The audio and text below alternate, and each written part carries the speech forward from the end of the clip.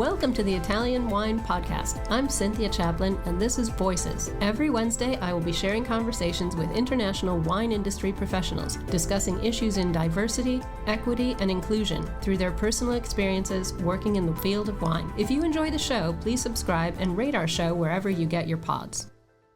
Hello, everybody, and welcome to Voices. I'm Cynthia Chaplin, and today I have Renée Sferrazza with me. Renee is from Canada, and she is a Court of Master Sommeliers Certified Sommelier.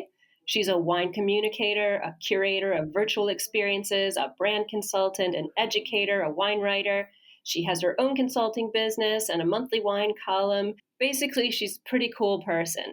So welcome to the show, Renee. Thanks for joining us today. Thank you for having me. I really appreciate it. I always find it funny to listen to the intros that people like yourself give me. And I'm like, oh, I'm very humbled by that at the moment. Good. I like to big people up. Then they're in a good mood before they have to talk. I'm definitely smiling. We can't see it, but I'm definitely smiling. Good. So Renee and I met in Verona last year and we hit it off right away. And so now we sort of follow each other's wine lives as you do in the weird social media world. But I never asked you when we were sort of hanging around and drinking and eating and doing things together, how you actually got into the wine biz. Yeah, you know what? We got distracted by all the good wine and all the good food, which is totally fair. So I don't blame you for it. Yeah, we were having too much fun. So I got into the wine business. Honestly, the way that I got into wine sounds incredibly benign to where I've ended up in it. I have a degree in environmental policy and urban development, which is not a wine degree. And at the time when I graduated, Canada was still in the Harper government. And I know that means absolutely nothing to people outside of Canada, but I will just do a tad bit of explaining. This guy cut all funding from any environmental projects that were happening across Canada. So I was working for different NGOs and I wasn't able to get any payment unless I applied for a grant, which was very hard. So I was still working in restaurants. And when I was working in restaurants, I'd asked for more shifts, and all these nice restaurants I was working at were like, you need to learn the wine list. We'll give you more shifts if you can learn the wine list. And I was like, great, a task. Perfect. I can do this. I will learn about the wine list and you will give me more shifts. Amazing. I ended up doing that, and I ended up working at a different restaurant at the same time where they had these wine classes, and I just started to really get into it. At the same time with wine, I was starting to notice a lot of similarities with just the topics of study that I really enjoyed. With my environmental policy degree, it looked a lot at world spaces, how agriculture works in that, how urbanity works in it at the same time. And then I also really liked history and art. So wine had a lot of aspects that I just cared about. And then I started going to the trade tastings that are in Toronto, and I would bring resumes with me because I was young at the time. I was like, if anybody can give me a job anywhere, paying me anything for something that I want to do, I will take it. So I brought some resumes with me and I got hired to work at a winery for an internship. They originally weren't going to pay me anything except for just working in room and board. And this was in the Veneto region, right near Treviso, which is a really lovely town. So I was working in Prosecco region, and they ended up really liking my work. I was working more with the sales team, and they ended up paying me at the end. So when I came back to Canada, they had started asking me more about being imported, and I ended up starting an importing agency, which I then sold off my shares of a couple of years ago. And I went right away to getting my sommelier certification. And usually how I run is if I like something, then I will just dive into it head first. What I've realized about the wine industry is I was always a person that was doing a bunch of different things. While I had the degree and was working at restaurants, I had a light fixture making business at the time where I was making custom light artwork. And wine kind of seemed to sum up this wonderful umbrella topic where I could do everything that I liked: travel, take pictures, talk about wine, read, all this stuff that I really enjoyed doing under this one umbrella. So it really kind of seemed to sum up my life and the accomplishments that I wanted to have in it very, very well. I love that. It's funny how people don't often realize how creative wine is, and working in wine, even if you're not actually making the wine, it's a really creative sector. So you definitely got all the creativity and piled it into one spot. Really good choice. Yeah, I was like, perfect. And I get to talk about what I'm drinking, which is very interesting to me because I got into wine when I was in my 20s. So I was like, this is very nice. Yeah, I was the same. I was 19, so yeah, exactly. Now I got to ask because it's Italian Wine Podcast. Your surname is, of course, Dead Giveaway. Sferrazza is Italian, but you're from Canada. So what's the backstory? Your parents Italian or your family? Yeah, so both my parents are from Italy, both my mom and my dad. They met here in Canada because my last name is actually a Sicilian last name. Sferrazza actually translates into an old version of Sicilian, which means blacksmith, off of the word ferro, which is fire. So if you imagine it, it kind of makes sense. But with my dad's last name, I kind of won because there's only two last names in the town that he's from, Racalmuto, which is in the center of Sicily, the other one of which is Mule, which means donkey. So I did pretty well getting Sferrazza. And my You'd rather be the blacksmith than the donkey for sure.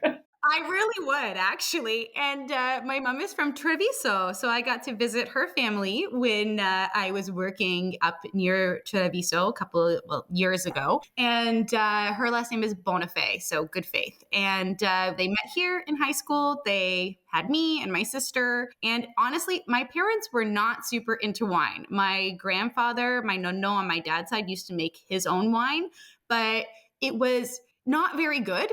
Um, he would make it and then bottle it in used like 1 liter Sprite and Coke bottles.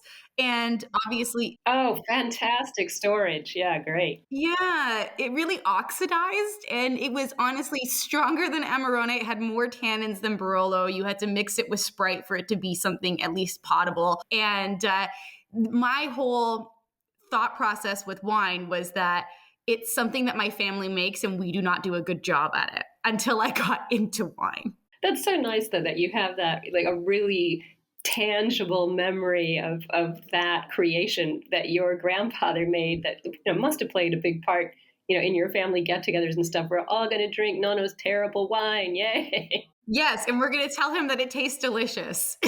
Absolutely. I'm wondering then, so were your parents really supportive of you giving up this whole government career and moving into wine, or what happened? I think it's really quite interesting because they really wanted me to succeed with my degree, and I think my parents are really like level-headed people, and they saw me try so hard to work in the environmental field, and it just wasn't happening. It was like I was living pretty much from paycheck to paycheck, and they were kind of watching me do that and being like, this is her goal. This is what she wants to accomplish. This is where she wants to go in life. And things were just not clicking.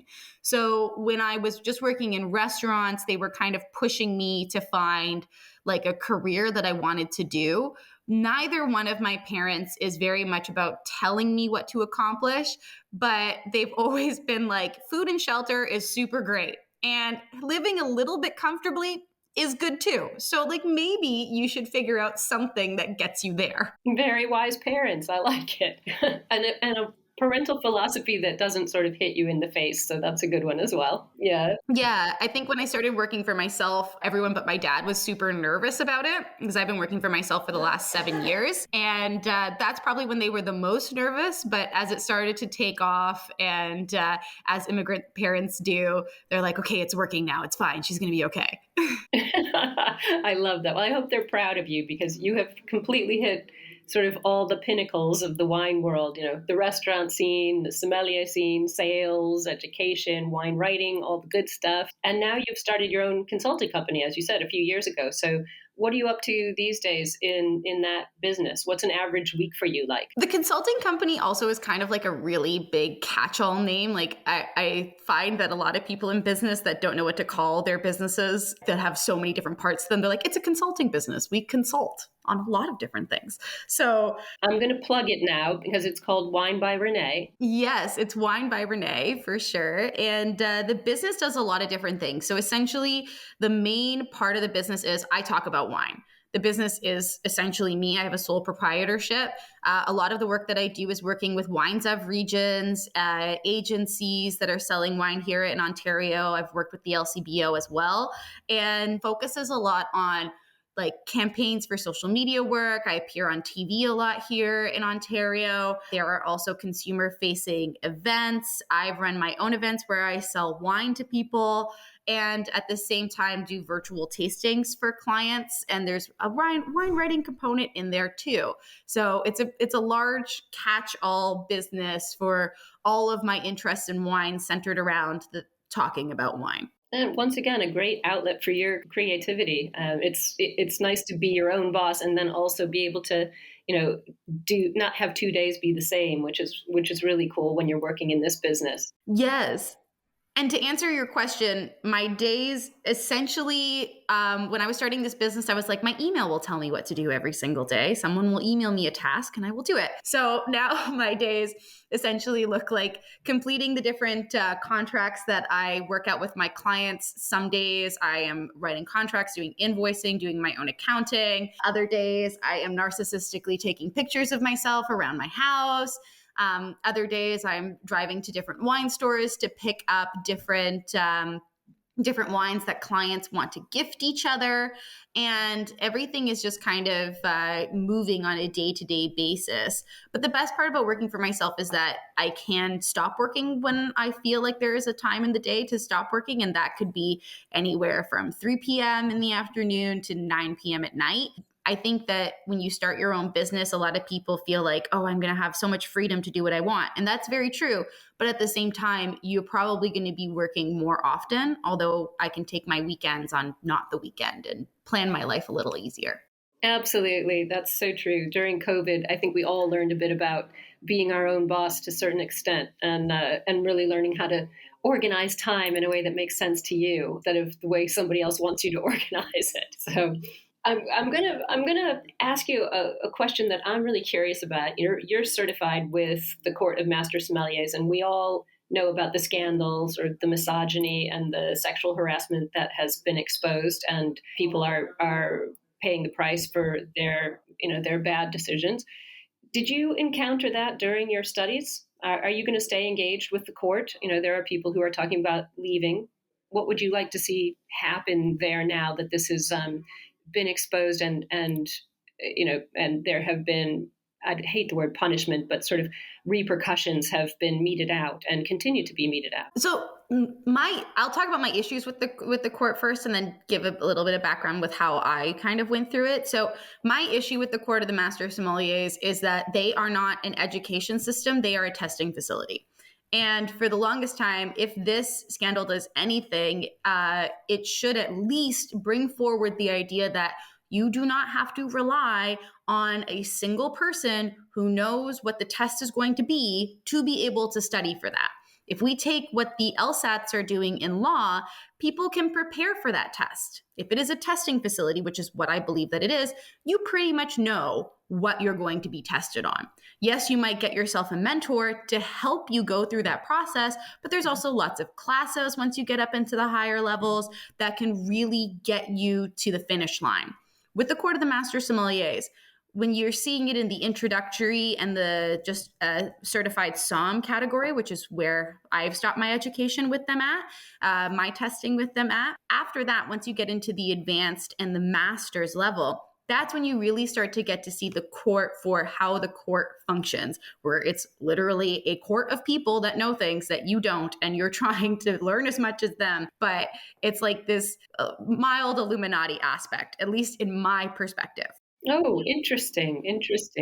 I haven't heard it compared to a secret society, but I quite like that image in my mind now. But it kind of does feel like that in some ways, where you hear people trying to study for this test, and then you kind of get clues about it right before the test, and you're like, geez, I don't know if I've studied that much. Or you're trying to work with these people to figure out how much you need to study to pass this test or to be prepared enough for the test, because the jump from intro to sommelier to advanced sommelier to master sommelier is massive. It's like saying at the master sommelier level, you're going to climb the Dawn Wall, which is probably the hardest rock climbing thing in existence. And to get there, to get to the advanced level, you're going to also have to hike up Mount Everest. So like there's a big jump. And my viewpoint of the court was, I don't think what everybody had when I decided to get my sommelier certification. I literally had enough money to take the test and to buy a bit of wine. So I have my wonderful mentor, who is Emily Pierce. She has been one of Canada's best sommeliers. I think her last title she won in 2018. And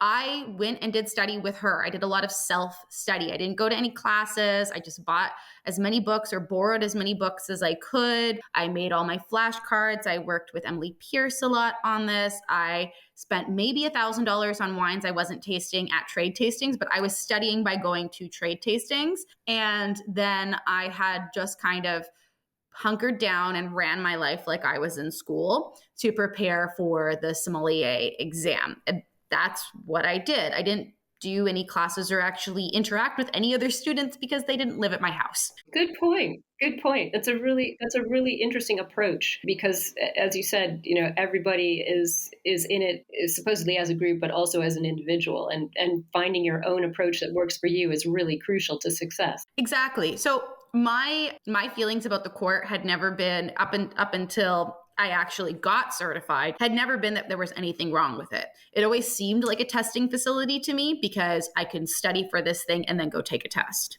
So that stayed the same. If anything, it's only grown how different people can feel with the quote unquote power they can feel as a certified sommelier and what they want to do with that information following and how they feel in their own lives and run their actions accordingly. If you could give the new board some input, what would you like to see happen? I would like to see them fully release what is going to be, what level of study has to be on every single test.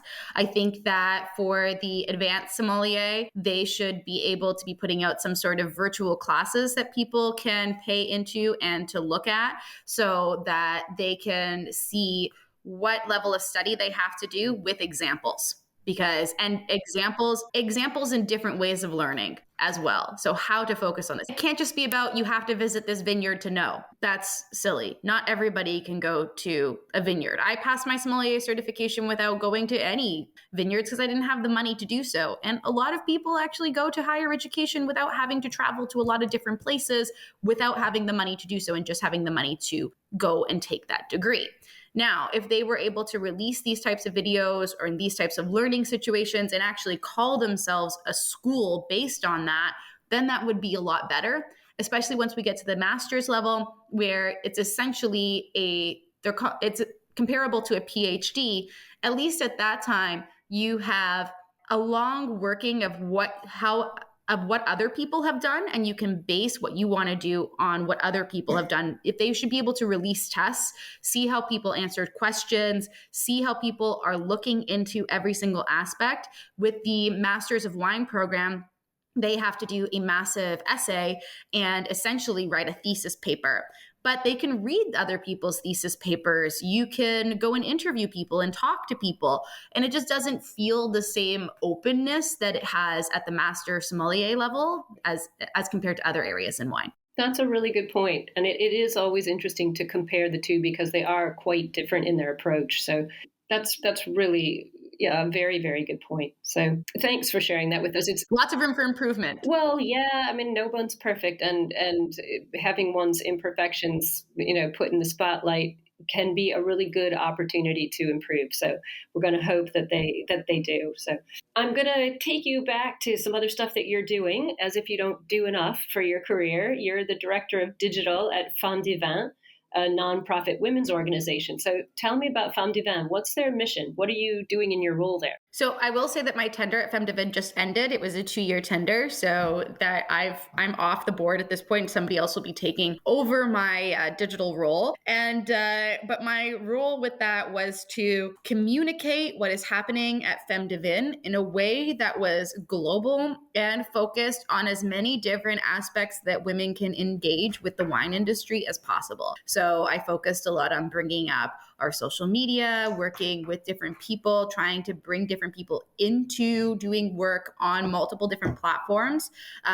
We had released a lot of virtual seminars with really amazing people on various different topics. And the goal I had was to promote those, make sure that people signed up for them, make sure that people felt like they understood what the organization was about, and that it was an open space for women to join and be part of the conversation in a way that had absolutely no judgments or preconceived notions to where you are in your journey in wine. Well, I knew it would be something along those lines because your own personal social media is incredible. really clear. It's great. I love to watch it. It always brings me a smile, but it's always informative as well. And it's your mission is really clear. Every photograph, every sort of tasting note you have is very clear that you want to share like your passion for wine, but also your knowledge about wine with your broader audience. I'm kind of wondering what happened during the pandemic with that. I mean, how did the pandemic affect your career and your social media and stuff? We all went on to Zoom, of course, which is not the easiest medium for wine classes and wine tasting events. I know because I have to do it myself all the time. And you became a huge advocate for Clubhouse, sort of emerging social media platform. Your Instagram is super active all the time, thank goodness. So what changed for you during lockdown, positive and minus? I think so. I started focusing on social media as an aspect of my business in 2019, like at the end of 2019.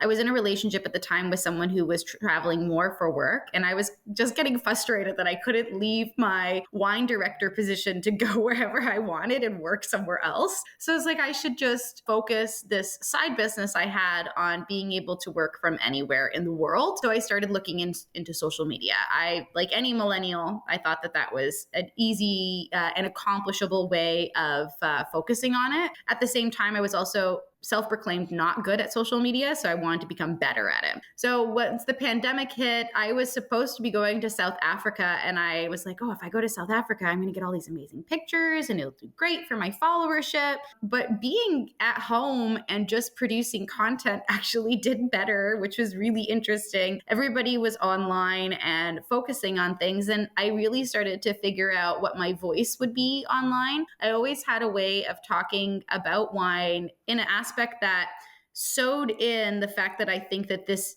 is a beverage that gets you drunk and that people like, with the information that I learned and continue to learn as a sommelier. I also think that information can be really dry for people, and this isn't a topic like history or accounting or something where it's just all information. This is paired with a beverage that can literally make you feel happy, or however, happy in terms of drunk happy, but that kind of aspect. So why make it so boring? That made no sense to me. So focusing on that. I completely agree. Wine education should never be dry, no pun intended. But yeah, I think it does. You're right. It tends to have a voice sometimes that's a little exclusive, a little snobby. And, at the end of the day, it's grape juice, people. It really, as you said, it's been getting people drunk for thousands of years. We can't take it all that seriously all the time. So I'm totally on board with that approach. There's a lot to learn. There's a lot to know, but it should be fun while you get there. So you are a huge content creator for the wine sector. What would you give to anybody who wants to get into that arena? I mean, we know there's been an explosion of sort of influencers and things out there. What would you advise somebody who's new to social media, who's new to the wine sector and wants to get on the wine train of being an influencer or just being an informer on that media? I would say I think the biggest thing is when you are starting in content creation. I call myself a content creator. I would also look at what you want to be. Do you want to be an influencer or a content creator? I think we use these words interchangeably, but in the world of social media, one is different than the other. Influencers are people that are literally growing their following as much as possible to create influence. Might not always be talking about every detail of wine, but these people could be like celebrities or people that are just really high up in social media, and they might showcase a picture of a wine and their followers will be like, oh, wow, they like it, I'm going to go buy it. So content creators really benefit from influencers because we can build off of that. Once people are already in the wine sphere and they're drinking wine, then they might have an interest to keep drinking it and maybe learn more about why they like their favorite thing. So I would say for anyone that's starting in this, look at the social media platform that you are on and what makes good content on that social media platform. So if you're on Instagram, where are you creating reels? Are you making interesting posts? Are your photos edited? Do they look sharp and interesting? How does your content grab people with their caption? If you're on TikTok, There's lots of dances on TikTok. Will you be incorporating those dance moves or anything and do these little challenges that happen to showcase up on the platform? If you're on Twitter, you have a small amount of time to say something, so it better be interesting. And then YouTube and Clubhouse. So YouTube really focusing on video content.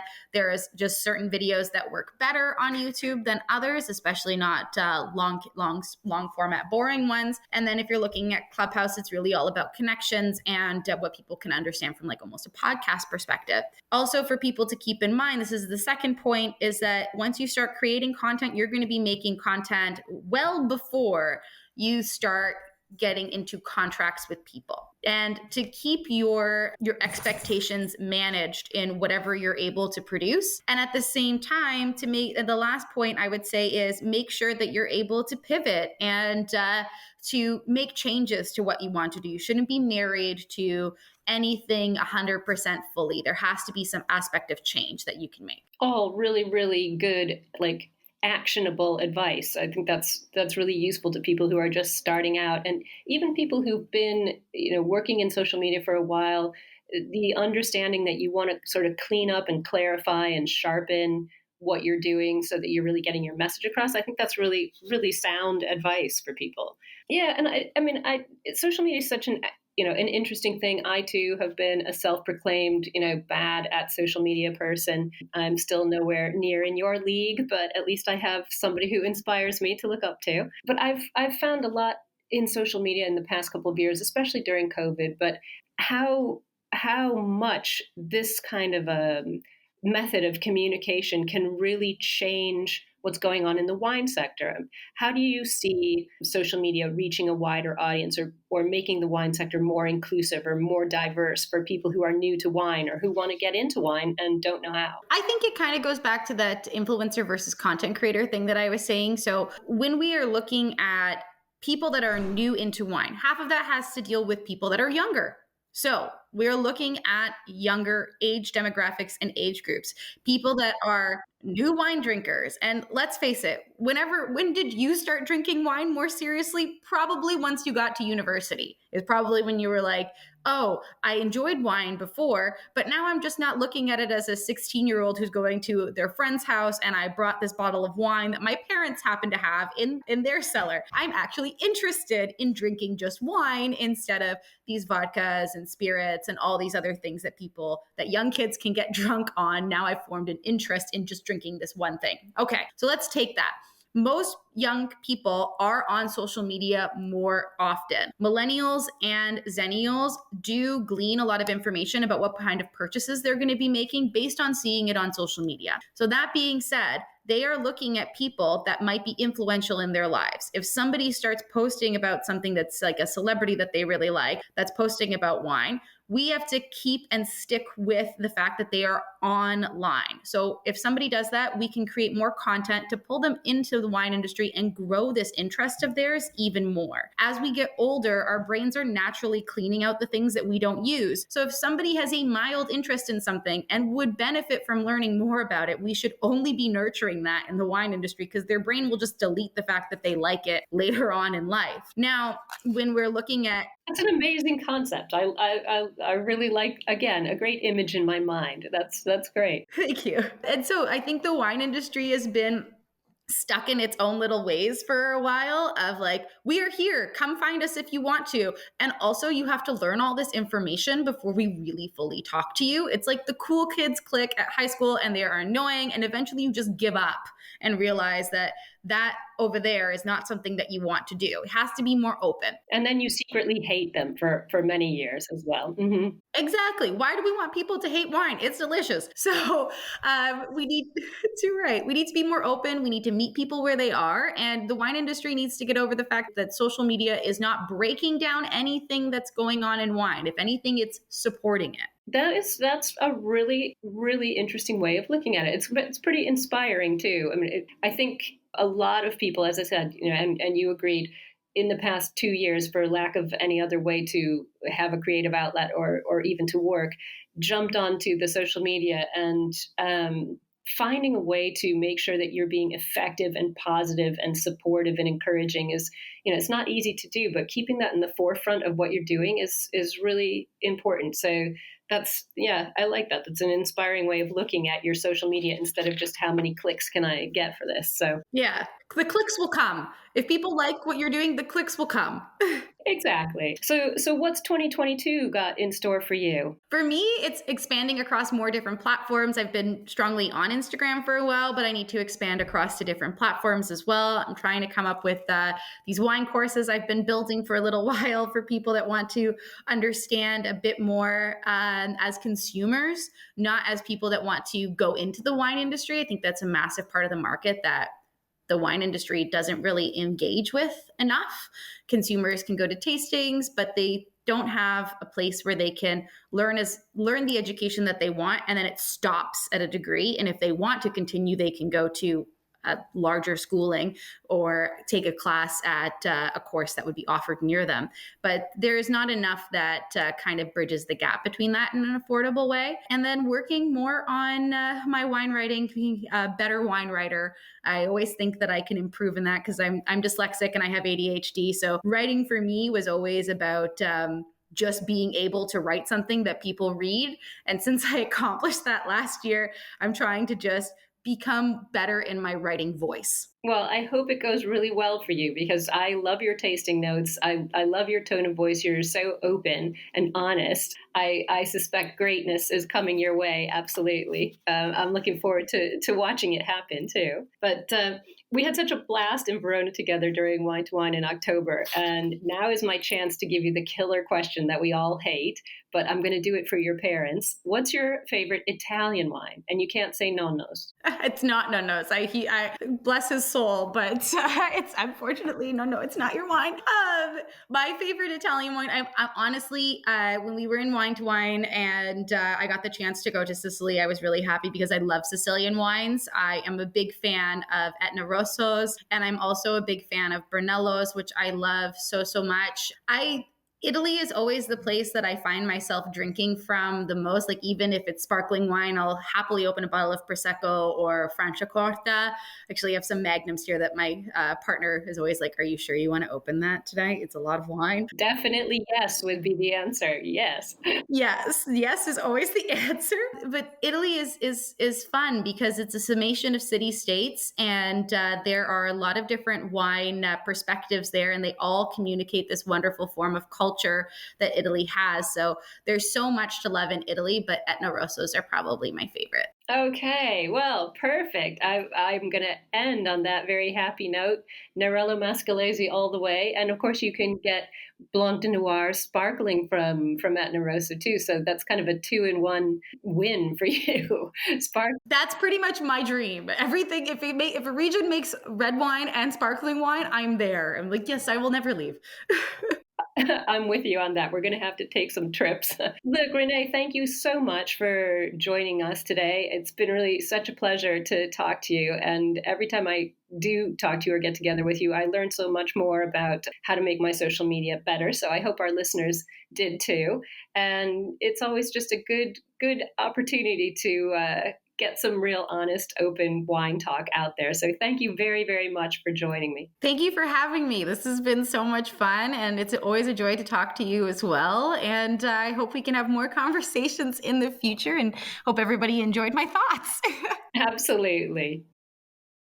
Thank you for listening, and remember to tune in next Wednesday when I'll be chatting with another fascinating guest. Italian Wine Podcast is among the leading wine podcasts in the world and the only one with a daily show. Tune in every day and discover all our different shows. You can find us at ItalianWinePodcast.com, SoundCloud, Spotify, Himalaya, or wherever you get your pods.